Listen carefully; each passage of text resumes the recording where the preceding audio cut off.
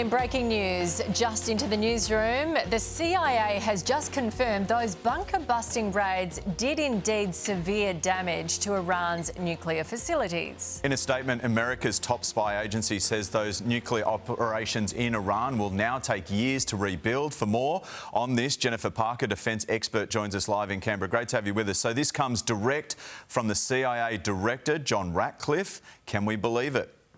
Look, thanks for having me on. Look, I honestly think it is really too early to be assessing battle damage on these bunkers. And the reason I say that is all they can use to do this, because they don't have troops on the ground, is satellite technology. These are underground bunkers, and signals intelligence. That's the interception of communication.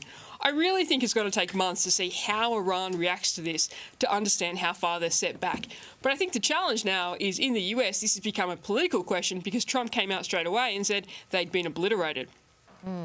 So, do we wait for those inspectors to go in, and how long is that going to take? And the other thing Trump said today is that Iran didn't take any of the enriched uranium out. It was all there and they obliterated it.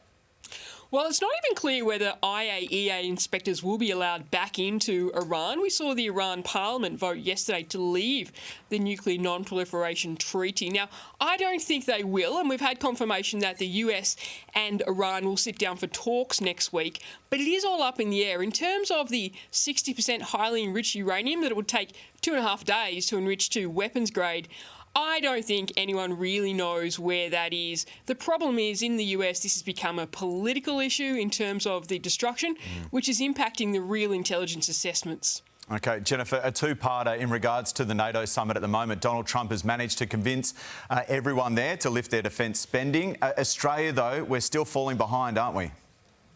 We are. So great success, I would say, for Donald Trump. All but one. Spain is the outlier of the NATO countries are lifting their defence spending. It's being reported 5%. It's actually 3.5% on defence spending, 1.5% on critical infrastructure protection. But either way, it's good.